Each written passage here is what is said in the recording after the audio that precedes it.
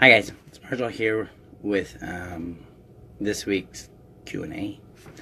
So my voice is going to go in and out because I'm at the tail end of the flu, but feeling much better. Just sound like I'm not. So, fun. Okay, so let's jump in. So this week I posted some questions. How can I know what I want? How do I face disappointing others? How do I know if I'm giving away my power? And how can I heal effectively? And then we have one other couple questions about knowing ourselves from Anna. So I'm going to tackle those in today's Q&A. And feel free to post comments or questions there in this Facebook Live. We can approach it there too. All right. So,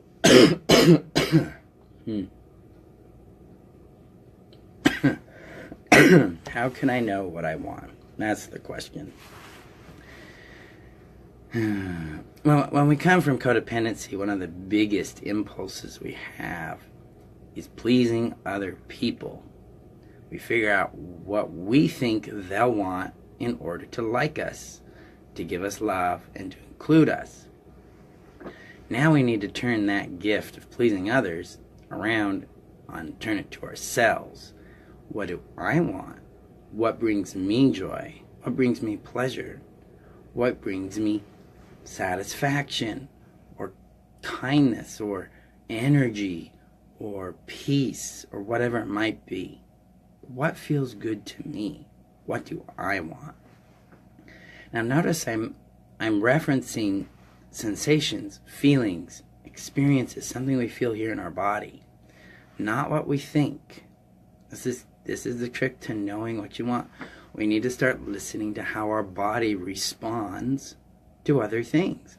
Does it say yes? Does it say no? Does it say maybe? Does it say yuck? Does it say yeah, I like that? Is it attracted to it? Is it repulsed by it? This is how we begin to know what we want, is by listening to our body.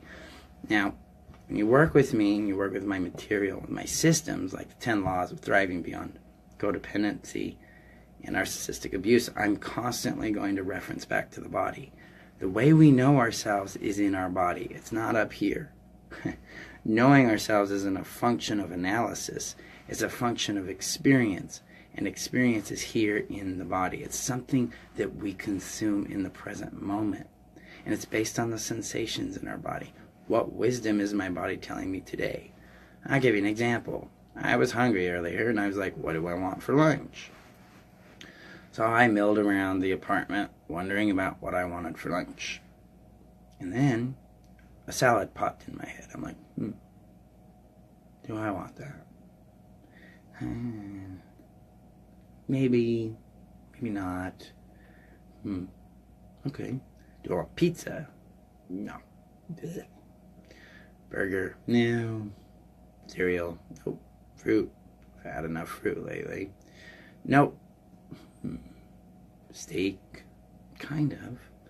And then the salad idea popped up. I'm like, okay, I kind of want a salad, but what do I want in a salad? Because my mind was giving me this chicken salad, and I'm like, I don't want a chicken salad.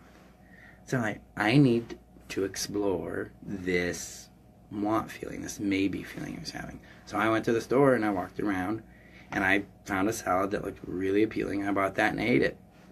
Really, really simple. The whole process right there was I tuned into me. I started understanding where I was at, what I wanted, what I wasn't sure about what I wanted, and then I did an experiment. I went out and found out what I wanted by contrast. Do I want the pizza? Do I want the burger? Do I want this salad? Do I want a piece of bread? Do I want a piece of fruit? And then I found it. And I found it because my body was like, that. Yes, that. And I went for it. This is how we learn to know what we want. We learn how to please ourselves first. So, there you go. So how do I face disappointing others? This is important and a powerful, powerful thing.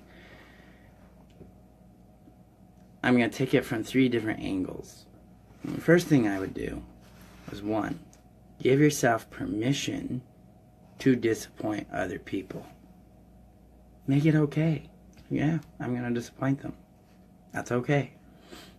Secondly, if you give yourself that permission, it's just like, then I don't have to worry about it. I don't have to plan about it. I don't have to avoid it. I don't be disappointed. So I give myself permission to disappoint other people. That leads to number 2. Giving other people permission to be disappointed in you. When I came to that aha moment that gave me that tool, I was just like, that's so easy. I like that. My body was like, oh, I don't have to do it. It's not my problem anymore. And this question, both of these questions, all 3 of them technically, because you'll get the third one in a moment, relate to a concept called living in your power, which is law 1 of the 10 laws. And it describes personal autonomy and ownership.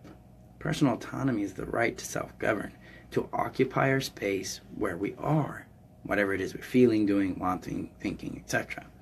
Ownership is about understanding what is mine and what is yours. In codependency, that's all like enmeshed, like your feelings are my responsibility, so my feelings are your responsibility. That's a codependent exchange. Reality is my feelings are my job, your feelings are yours. I can leave you alone to it, and I leave me alone with mine. Pretty simple. So when I give people permission to be disappointed in me, I'm returning the responsibility back to them of their disappointment. I'm taking ownership of mine by saying I give myself permission to disappoint other people. So now I have freedom to act in a way that works for me and chooses me first, which is 6th law, or law 6 of the 10 laws. Choose you first. So the third thing you do here, I'm having one of those brain fart moments. So you get back on the track. 1, we give them permission to be disappointed in us. Or we give ourselves permission to disappoint other people. We give them permission to be disappointed in us. And we give ourselves permission to be a disappointment. Or to disappoint others. That's what we want. We give ourselves permission to disappoint others. That way I don't have to care. I get to occupy right number 2, which is the right not to care. The right not to give a shit about what's going on. To step away and go, do I want to put my empathy here? Because I disappoint a lot of people all the time. I would go crazy if I had to please all of them. But my life's much happier when I accept that, hey, I give myself permission to disappoint them, and I give myself them the permission to be disappointed in me, and I give myself the right to disappoint other people. Yeah, easy peasy. Now I'm able to do the things I need to do. So, yeah, I think one of those rules are a repeat. You can tell I'm still kind of, thanks to meds and lack of sleep.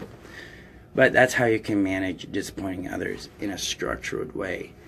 The other component to getting past the disappointment of others is to resolve the unresolved pain with rejection and feeling like your worth is based on your output rather than who you are. Because disappointment is inevitable and it's okay, but in a codependent or narcissistic relationship, disappointment is fatal because the other person or ourselves withdraw love from the situation. We punish the other person by taking our love away, or they punish us by taking their love away. And so we have to get comfortable with disappointing others so we can choose ourselves and have happy, healthy relationships.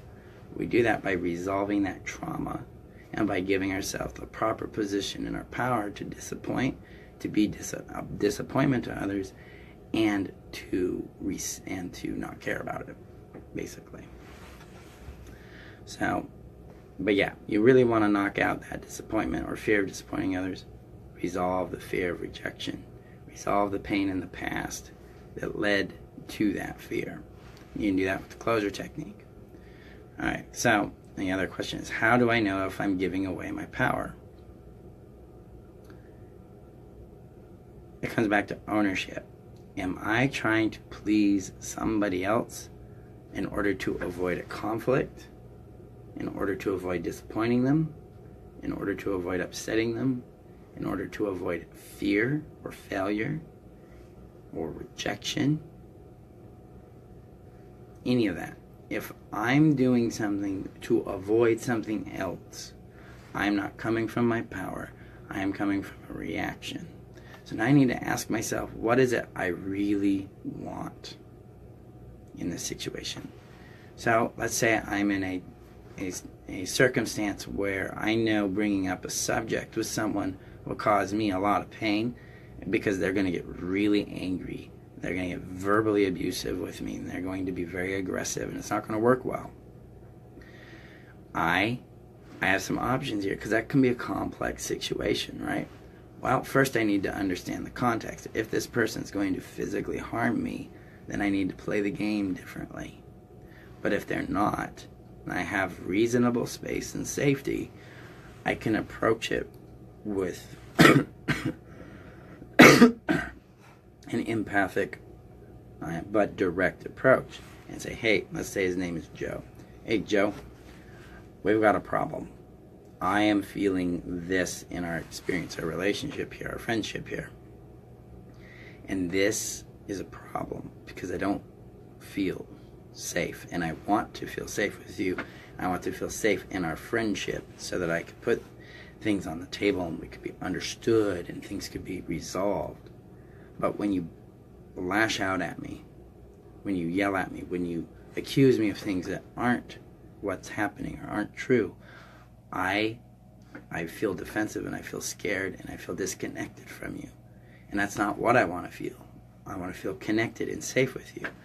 And so I need you to respond to me in a specific way. And it's actually reasonable to ask people to treat you a certain way, even when they're angry, because you don't deserve to be verbally accosted because they're upset. They don't get that privilege. Nobody does. So I have a right to say, when you're upset, I want you to take a moment and write down what you're struggling with, what the conflict is for you. And then you can give me the note, or you can email it to me, or text it to me. But I want it to be safe. So there's no yelling at me. There's no telling me to fuck off. There's no judgments or character assassinations. And in conjunction with this change, we need to go to therapy. See, that's a way of handling those really tense things that a lot of times we encounter because we're in toxic or love deficient relationships. Another way to just know if you're giving your power away is, are you making decisions in reaction to somebody else's choices?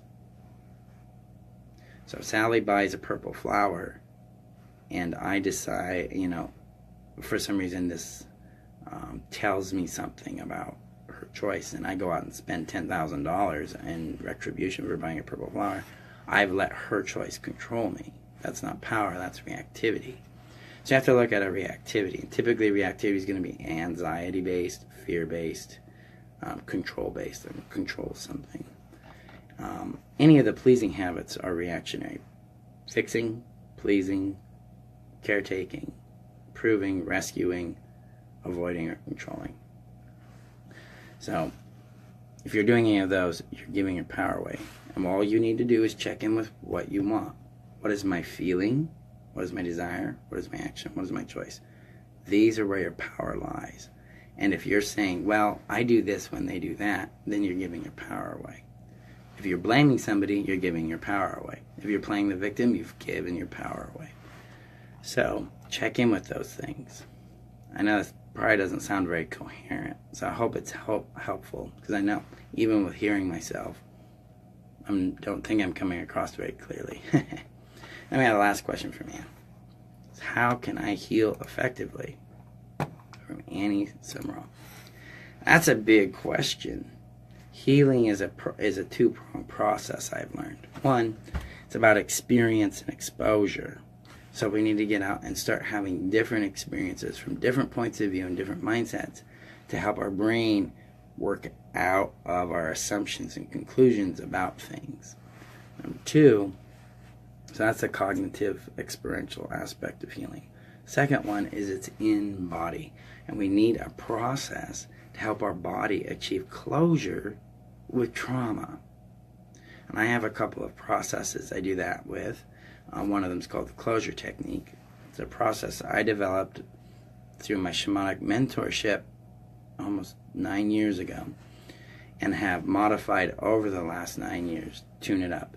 It's based on sound scientific fundamental principles of healing that come from Peter Levine, Mark Waldman, and Pete Walker. And it's based on a concept called mind-body connection and the idea that somatic processing or felt sense experience is the gateway to healing. I've had a 98% success rate with this tool over the course of its use, and I've seen it heal trauma from rape, from attempted murder, like being killed, car accidents, anxiety, rejection, abandonment, trauma from disappointment, things like that. So healing can be achieved, but it's got to have the right tools and the right tool sets, and you got to have the right foundation in place in order to accomplish that healing. And Law 3, Thrive Emotionally, of the 10 Laws, is actually a very large course on healing, and it gets you into practicing mindfulness, what's called holding or following, leaning into, making contact, building what's called tolerance to our emotions, and then being able to use the closure technique effectively to bring your own closure. So that's a very, very powerful aspect of the 10 Laws and the foundation course that I'm going to be releasing here in the next couple of days. So that's the answer to those questions. I hope that helps. Let me know what you guys think on those things. And I'm going to come up here and I'm going to discuss Anna Schwartz, her questions. So she's talking about big changes and about failing and about knowing who she is. So like she states, to change means anxiety of failing out of my comfort zone to step up to my greater self. But who is that? Yeah, who am I? You know, that great question of me. Now, we don't know who we are because nobody took the time to reflect back to us whom they saw us to be. Instead, they told us what we weren't. You're a burden, you're a problem, you're selfish, you're irrelevant. They told us all these negative things. And the reason I say they're telling us what we aren't is because all of that is bullshit. We aren't negative things, okay? We're also not the things we produce. Like, I am not a coach. I do coaching. It's a very distinct relationship there. I am not just Marshall. I am more than that. And I'm alluding to something I'll get here in just a second. But the idea of who we are, we're looking for like a static definition. So if I looked myself up in the dictionary, this would define who I am. This is who Marshall is. That's not what we're going for. Real identity is about discovery, see? And it's about understanding feedback from others so we can see who we are through other people's eyes. But this comes with a really, really strict caveat or boundary. Not everybody has the right to contribute to your sense of self. Only take feedback from people that have proven by their behavior that they truly do love and care about who you are and your happiness. Now, you want to learn how to do that, you need to take the foundations course so you can understand how boundaries work, how to choose effective, healthy people, and how to avoid unhealthy or narcissistic or abusive people. So that's one way we can start to know ourselves, is by the reflection of other people. The second way is through our experience. We go out and discover things. So I have this, like for instance, I have this desire to go to Chernobyl and do vacation there. Sounds crazy. It is, but that's cool. And that teaches me something about me. I have an adventurous aspect. I kind of have a crazy aspect. I like a little weird in my life. This helps me understand my beingness because there's an energy or sensations that come in with that. Big fan of cars, specific kinds of cars, Subarus, Mercedes, Chevelles. Those things create a certain experience in my life. I'm beginning to know myself as I experience those things, right? Well, when I go out and have friendships or develop relationships or date or go out to dinner with friends, I take chances to tune into me about my experience with these people. That teaches me more about me and who I am based on those experiences. Here's a theme. We're discovering who we are. Okay? So one, we can start to know who we are, parts of who we are, based on the reflections other trusted sources give us. Two, we can start to know who we are through discovery and experiment. And now here's the thing, this third option. This is powerful. We can start choosing who we'll be. If I want to be a confident person, I can choose that, and then I can start the process of discovery of who I am by very specific experiments. The 10 laws, the foundation course, gives you those experiments so you can start understanding yourself through experiment. Going, okay, I want to be a confident person. Who is that? Like, for instance, to step up into my greater self. Who is that? There are specific steps to doing that. One of them is starting to imagine what it feels like in your body to be the greater self. A lot of times we experience that with like, well, I don't know what that feels like. It feels weird. Okay, we have one thing. It feels weird. Now we can ask questions about this sensation. Is it hot or cold? Is it large? Is it small? Is it light? Is it heavy? Does it feel good? What kind of thoughts are coming to me as I think of myself as a greater self? Oh, I can see myself feeling more powerful, more confident, more relaxed, more humorous, more kind. My greater self seems to be a humorous, powerful, kind, playful individual. And now, one, you're tuning into your body, you're feeling these things. Two, you're comprehending it, you're learning about it here. Three, you can start to do those things. So, what is playful? Well, I like to flirt and make inside jokes and things like that. That's me. That's playful. I'm a little weird. I have a very dry sense of humor. That's another way of being playful. What does it mean to be confident? Maybe I consume my fear. Maybe I run towards it. Maybe I give myself permission to be indifferent to other people's opinions. Okay, interesting. Now, I came to these things by listening, not by analyzing. That's important. To analyze means I'm thinking it through. I'm trying to figure it out. I'm trying to find an answer. And that sounds a lot like listening, doesn't it? Yeah, it's not. Analyzing is self-referential. Listening is like, wow, well, there's a thought about being playful. And I see myself smiling and playing and how it feels. There's a thought about me being relaxed. Okay.